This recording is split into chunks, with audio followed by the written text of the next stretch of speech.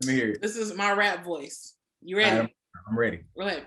Niggas say they want lyricism. Y'all don't want individualism because y'all true to the criticism. Cruise politicking on who's better. Dream chasing on my crew sweater is cool weather. Woo-hoo. Hey, hire me. Hire me. Bars.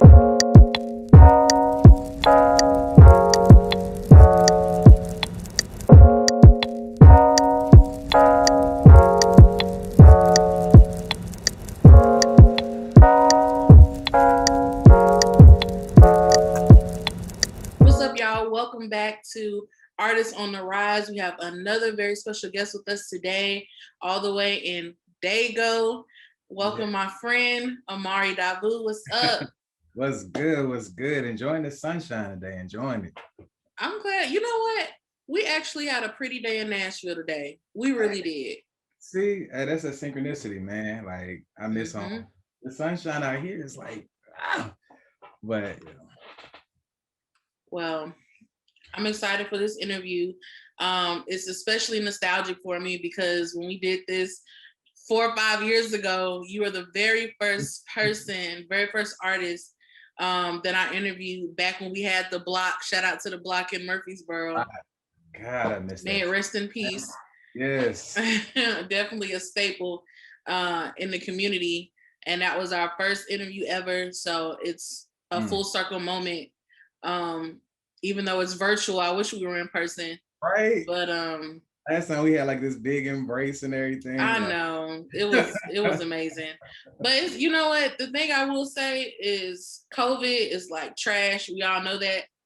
But it did do something for us and it gave us virtual visibility. So now we can create more with less. Absolutely. You know what I mean? All you gotta do is throw on the top. You can even be in your drawers, go sit on the couch and do an interview. And you're good.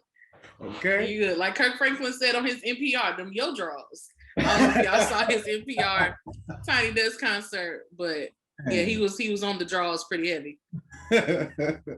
I don't think that's a good sentence to say with Kirk Franklin inside of it. Forgive me, Kirk.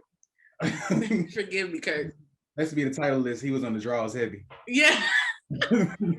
He was on the draws heavy. I didn't mean it. But that's what you said. You said it. So I want to get right into this interview. I love your dream chasing. Crew net, we're going to get into that. Thank you. We're going to get into that. But I want to start off this conversation with talking about your transition, right? Because when we had that first interview, I remember distinctly telling you to stop being stingy with your music. And you listened. So thank you for that. Absolutely. Because you have released projects and singles since then, which we're going to get into the latest one, Roses for the World. We're going to get into that in a bit. But I want to talk about just your transition and your transformation from leaving Nashville and going to San Diego, and what led you to that decision, and how has it transformed your career as an artist? Ooh. So that was probably one of the hardest decisions I ever made, because it was like leaving what I'm comfortable with, leaving all my homies and my family. But I honestly woke up one day and I realized I was tired of living the same life over and over each day. And I got booked for a show at House of Blues out here, and I drove 27 hours. And I was like, you know what? I'm gonna figure this out. I don't have any plan for California at all, but I know I want to be here. The spirit is telling me to be here, so we're gonna figure it out. And as far as how it's transformed my career, it's given me so many more opportunities. Like I came out here, I was able to finish my album, able to link with different producers and engineers that were really just like, we believe in what you're doing. So I was able to create a team out here. But it's been a blessing being in Cali, definitely. I love that. And I love that that mentality of dream chasing, which we're gonna get into. You know, of picking up, throwing everything in your car and driving clear across the country. Excuse me. I made that drive to LA. I didn't do it like you did. I spread it out over 4 days. I had my daddy with me because I said, Lord, I ain't doing that drive alone. But I wanted to sort of go back a little bit, because we got to get into Nashville because that's your home, Right. Absolutely. and talk about sort of your foundation and the infrastructure that is in place in Nashville in terms of hip hop music and R&B music, just what they consider urban Right. music. You know what I mean? So can you just go over what it was like growing up in Nashville, and was there a place for Black artists to thrive in Nashville? And growing up in Nashville, I'm from Northside, Joe Johnston, and it was heavy, man. Like I think a lot of my inspiration comes from those formative years in Nashville. Like I don't think that there was necessarily a Nashville sound as far as hip hop goes. I don't think there was a place for hip hop. I think that there were a lot of places that didn't let hip hop artists even perform. Like it was hard to find shows there. I think now I'm starting to see that there's more of a scene in Nashville for hip hop. And I think it's growing. I think it's beautiful. But I also realize because I don't necessarily fit into a certain box that I needed to go outside of Nashville. But Nashville, maybe, man, like it's where all my stories come from. It's where it's my origin. It's got my heart, man. Even if I'm in California, people know I'm not from here just by the way I act and the way that I am. Like, um, but yeah, like I think I'm happy with where hip hop is going for Nashville. I think it's a beautiful thing. I think I'm seeing a lot of artists that are actually putting something forward and actually saying something, you know? Yeah, and that's something. I'm not from Nashville. I'm sort of a byproduct of a lot of places being an army brat.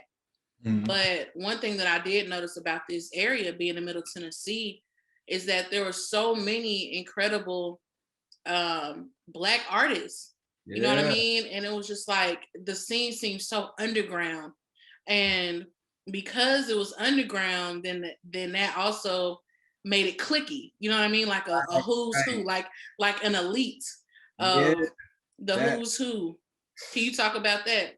that was always my issue in Nashville. Like I feel like it's so clicky and it's like there are opportunities, but it's like unless you're a part of this clique and know this person and all of that, it's like I can't stand that. I don't like that. I think because I'm such a lone wolf and I stick to myself, it was hard for me to kind of like break into certain cliques or be a part of certain cliques. It's like I would know individuals in it, but it's like, well, you got to know this person to be inside of this. And it's like, all right, well, forget all y'all. Yeah, yeah. But nah, yeah, that was always my issue with Nashville hip hop and the music scene. It's just too clicky for me, man. How do you think that can change? I mean, I know there's a lot of urban artists are recording out of Nashville. Like Jill Scott lives here. She recorded her last album here. A lot of Black gospel music is made in Nashville. So I think that there is, like you said, a shift, but I don't think it's enough. You know, like all the clubs that are here, the communities here that have been gentrified, and Black people still can't go into these bars and these Mhm. clubs and perform because they don't want hip hop music. Right. You know, Urban. urban music exactly. How do you think that can change? I mean, honestly, there needs to be a shift in mentality. Honestly, I think that's on the individual level. I don't think there's something that's going to happen collectively as far as what needs to change. I think individuals need to be more open to sharing opportunities, to helping people out, to giving people a platform. Because it's like there's no reason why there all these opportunities coming out of Nashville goes to this one artist or this one group, but you never hear about anybody else, and everybody else is working just as hard. So I think there needs to be an individual shift in that I'm doing it for I versus I'm doing it for we. I agree. I agree completely. Yeah, so hopefully it does change. I mean, if I have anything to do with it, that's always, you know me, that's always been my thing. Like, Hey, you're not gonna let my people in the room. All right, how much does it cost to rent it okay, out? So okay. I'm gonna rent it out because that's what you care about. So I'm gonna give you this band, and then I'm gonna go put my people on stage. Man, and that's always been my mentality. I'm like, okay, once I'm able to knock this door down, cool. Let my homies run through that door. Like, cause there's no reason why I know so many talented people, and it's like if I can help in any form of fashion, that's what makes me happy. Like I just want to be Yeah. able to help and put on for Nashville because I feel like we have so much talent in our city. We got stories to tell. There's so much culture in Nashville that people haven't even heard of. So now Mm-hmm. we got to start focusing on unity. I think, for lack of better words, got to move as a unit. That was the perfect word. Mm-hmm. Yeah, that was the perfect word. So I want to get into Roses for the World. So I've listened to this album a lot of times because I remember when you first sent it to me. And since that time until now, I've listened to it a trillion times. And before this interview, I listened to it again. But I want to know the concept behind the album and what inspired you to come out with this body of work. Man, so the concept of Roses for the World is basically, it honestly, it stems back to certain conversations that I've had with people, especially with you. I stop being stingy. Stop being stingy with your gift. So I figured I would give my roses to the world. Like, and I feel like there's a phrase of giving people their roses while you can. I want to give my roses to the world, like while I can, while I'm still here. But the concept basically for Roses for the World is basically I wanted to show my transition from being young, ignorant to being more mature and realizing certain things about myself, realizing how I deal with love, realizing how I deal with certain deaths in my life, certain events in my life. I just really wanted to show my transition as a person and my evolution. I think it's a more introspective project. I also wanted this project to be very light. I feel like the songs that I had initially, like Cost of Melanin, Joy and Pain, they were very heavy, and I felt like it was great, but I feel like there's a way to present my story without it feeling so heavy after someone listens to it. You know what I mean? Mm. So I wanted to basically just tell my story in a way that is tangible and has replay value. Yeah.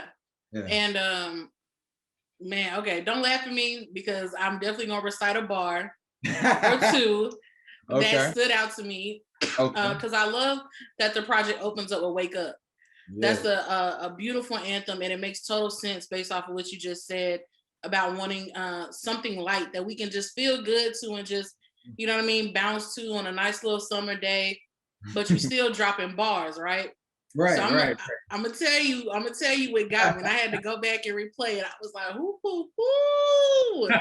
he is hitting it." All right, don't laugh at me, but let me hear it. This is my rap voice. You ready? I'm ready. Go ahead. Niggas say they want lyricism. Y'all don't want individualism because y'all true to the criticism. Cruise politicking on who's better. Dream chasing on my crew sweater is cool weather. Woo-hoo. Hey, hire me. Hire me. Bars. Come on, hype bars. Man. You wrote that though. Bars that you wrote. Yes, when I heard that, I was like, wait a minute, I gotta break this down because I'm a true hip hop head anyway. You know this. Yes. So I'm like, niggas say they want lyricism, but y'all don't want individualism because y'all true to the criticism. Just that by itself, I was like, he owns something tonight, okay? He owns something tonight. Because that's so real. Because we talked about this, 4 years ago about how do you filter through the noise when you are someone who's a poet, who is a lyricist, when now we're in a new generation where it's the TikTok era. People's attention spans are short. Popcorn. You just got to have a catchy hook and that's it. Everything is instant gratification now. You got to, and it's like, my thing is this, like, okay, if you want lyricism, there are certain artists that you can listen to. Me. There are certain artists that have that, but they're such an individual that you criticize them for doing the shit. It doesn't make sense to me. It never makes sense to me. Like, people criticize Cole, Kendrick, Crit. Yep. Like, the list goes on, and it's like, but this is what you're saying that you want from hip hop. So what's wrong? It's just the fact that they're not mission into this mainstream bullshit. Like, they're just not. So I don't know. And two, when I was listening to the album, I was like, this is like a 2020 version of Aquemini. This could easily go into the collection of Aquemini or the Fugees album, Commons B album, which I know is like a huge album for you. Black Star, like Talib, Absol, Tribe. Like it put me in that whole realm. I was like, this is my type of music. Cause like I said, I'm a hip hop head. You know what I mean? If you get in the car with me, you're gonna be like, what is this? Like my little cousins cannot tell you who Fife Dog is. They don't know. You know what I mean? Like if it's not the baby, little baby, baby, boo boo baby, they don't know. They don't know. Man. So, oh man. Fife. Yeah. Like, like that's crazy that you said Aquemini. Like that album for me is it's such a pivotal part of my music journey. Like I love that album. And then Southern Playlist of Cadillac Music. Outkast in general is like roots for me, definitely. I can hear the influence, and maybe that's just because I know you. But even if I didn't know you, and this is my first time ever hearing your music, for like I said, for somebody who is really a fan of lyrics, of poetry, of instrumentation and musicality and hip hop, then those influences come through. Right. And so that's what I loved about the project.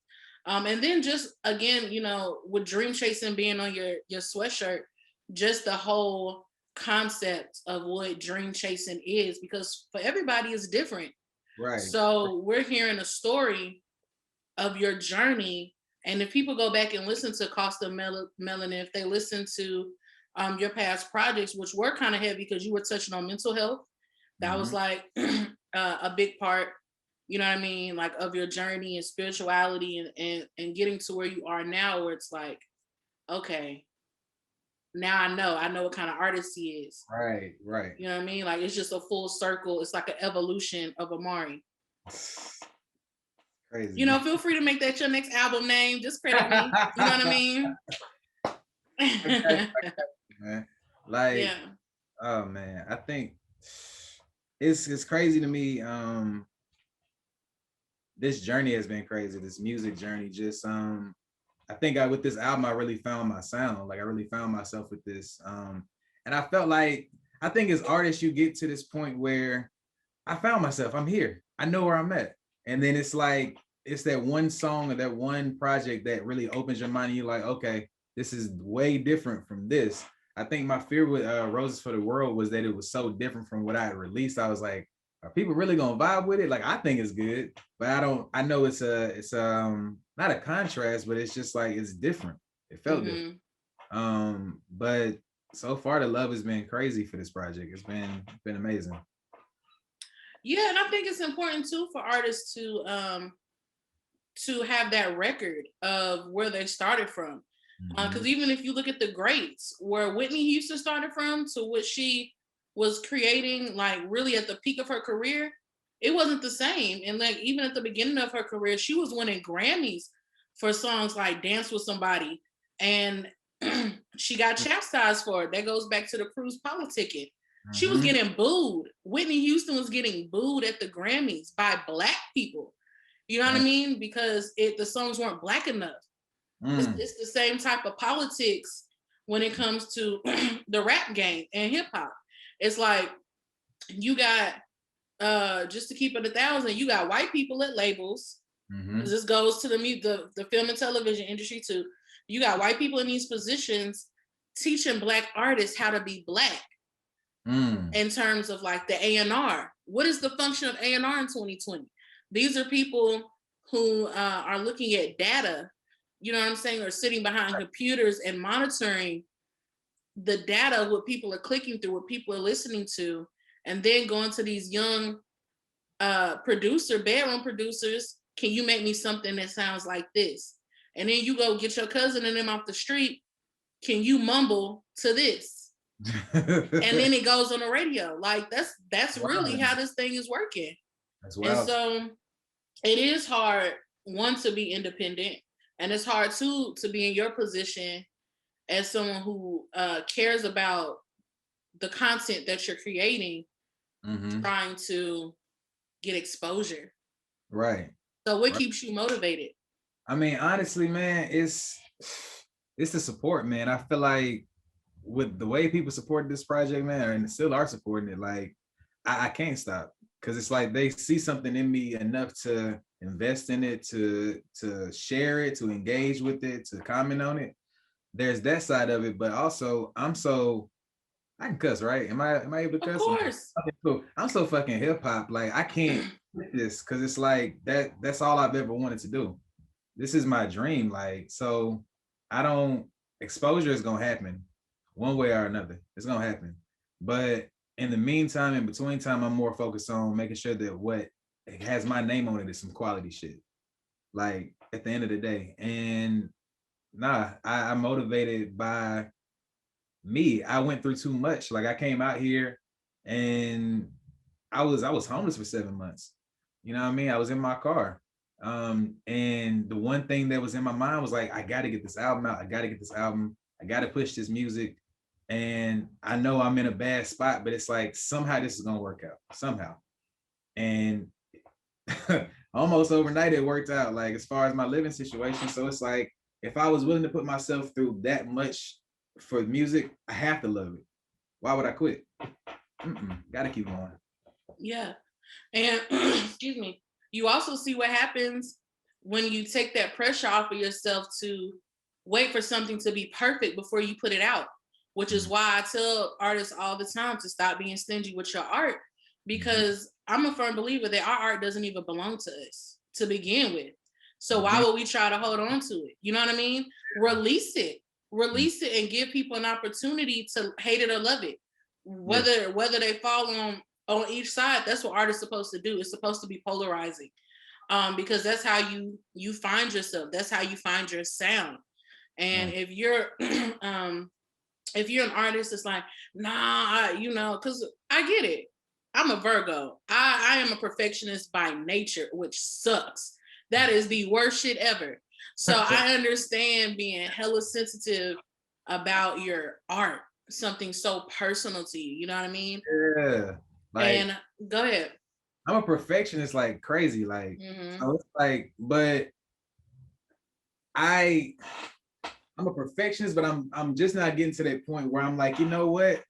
Look, if nobody likes it, like I like it. I'm just not getting Yeah. and it took a long time for me to get there, but I had to realize like at the end of the day, like art is subjective for one, and it's my experience. So it's like if Hmm. you don't like it, you don't vibe with it. Whoever's gonna vibe with my music is gonna vibe with it. My tribe is gonna come. All Hmm. I can do is create content for them to come to. That's That's it. If you build it, they will come. And what happened? They came. it came. That's it. They came. So I want to talk to you about how you approach collaborations, because you have a quite a few Mm, features on this project, but one that stood out to me was Duran Bernard, okay. with your track "Healing," and that's because that's probably somebody that most people would recognize because he's a major influencer. Mhm. So how tell me how that came about? Man, so it's crazy. So my homegirl Brandy tagged me in this post, and Duran was looking for artists to work with, and I was like, all right, I tried. So we had a few emails, and he was like, "Are you working on anything?" Like he's like, because he asked me to send me some of my music, so I sent him some. He vibed with it, and I've been writing this song, Healing, and initially I was gonna give it to another singer, um, and I wasn't gonna put it on the project. Like it was gonna be something that I was like, maybe I should just hold on to this or just, keep it in the vault. And I sent it to him. He's like, no, no, no, no. Like, let me get on that. And I was like, do you think he's like, do I have free reign to sing it the way that I sing? I'm like, of course, like I can't sing. Like, go ahead, bro. Yeah. So nah, he killed it. But yeah, man, like I thought I've been following Duran for like the past 5 or 6 years. Like I think the first thing I heard of him was that cover he did to Sorry from Beyonce. Yep. I was like, this man's vocals are crazy. Nuts. Um, Crazy, man. And I got a friend out of it, man. He's really cool people, man. But I told him, I was like, look, I wasn't gonna put this song on the project, but if you're on it, it's going on my project. He's like, Hmm. yeah, that's cool.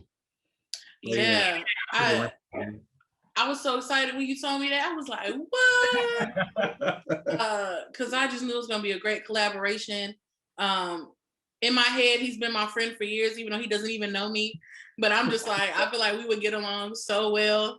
But his voice is crazy. It's nuts. I think it was a perfect collaboration, um, especially for what the song is talking about.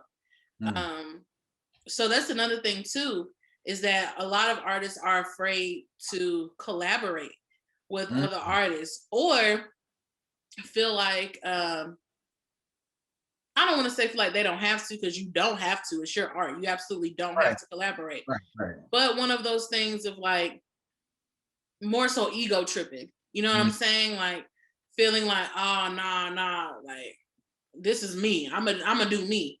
You know what I mean? But sometimes you can do you, Yeah. certainly. And I'm Yeah. gonna probably step on some trombones with this one. Yeah. You can do you. Hmm. However, it Hmm. may behoove you. I love the word behoove. It may behoove you in the future Hmm. to collaborate with somebody else, because there are other geniuses out there.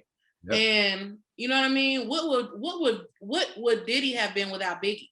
People like to look at it the other way. What would Biggie have been without Diddy?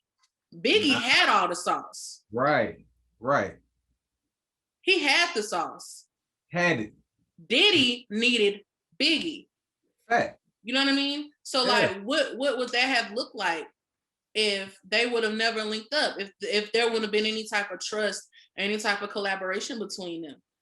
You know what I Man, mean? Biggie's one of the greatest lyricists in the world, in he is my hands opinion. down. Hands down. Like I think I knew with this project I wanted to have collaborations because I never do them. I never do Hmm. collaborations, and it's not even like a this is my song. You can't have none of it. It's like Yeah. I've never been in a space where I felt like I would connect with somebody musically. I think the first collaboration I did on the project was with Carla. And initially that was probably gonna be the only collaboration that I did. And then I come out here, I meet Lyric, we do Cognac, and then Duran was the last one. But I realized like the one of the overarching themes of me coming to California was community. I need community to build. Like I can't do this by myself. Like, and I think I got so stuck on, well, it's I can do this by myself. I don't need anybody. I don't need anybody, to the point where it's like, what is that doing?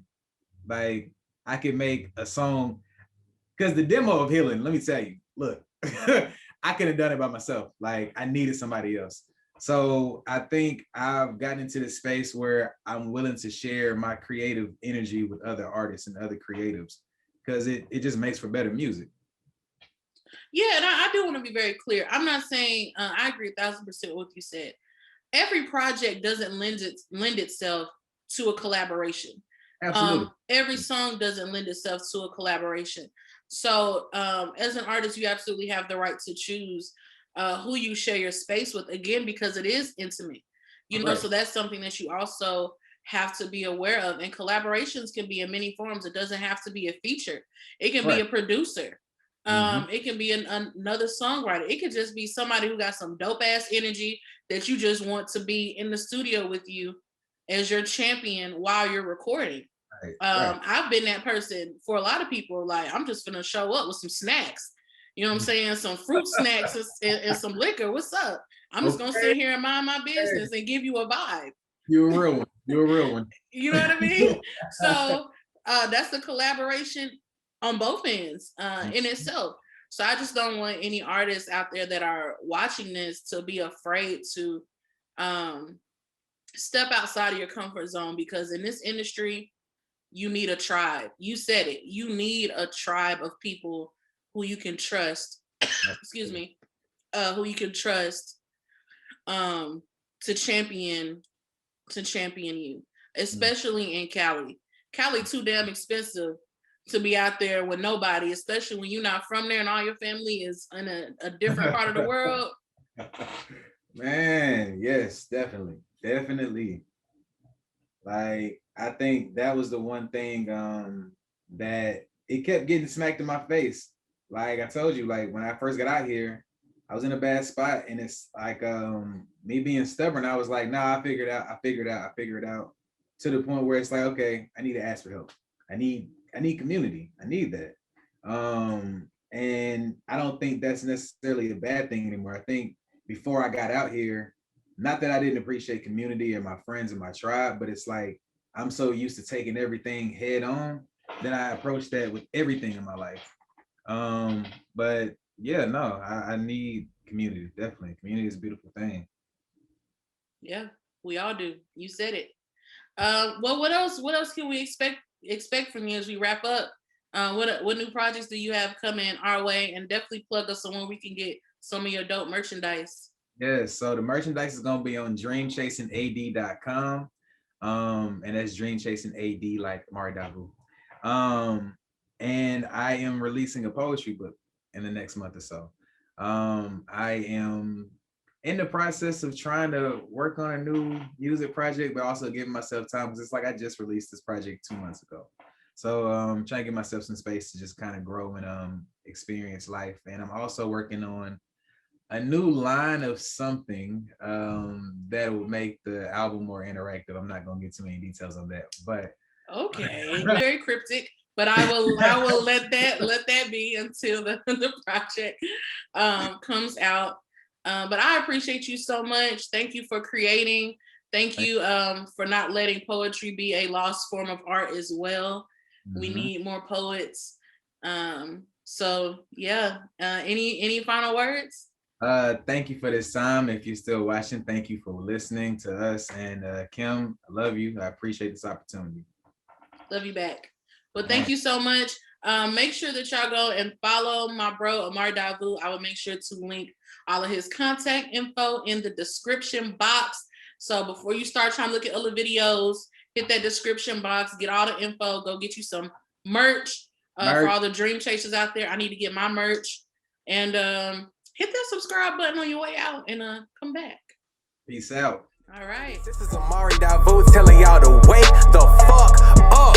Wake up, motherfucker, wake up. Wake up, motherfucker, wake up. Wake up, motherfucker, wake up. Wake up, motherfucker, wake up. Yeah, way before I infiltrated the west side, I was giving niggas my best side, though down bad. Wanted that crown bad, sipping crown out that brown bag. Flow equivalent to the loud pack, how about that?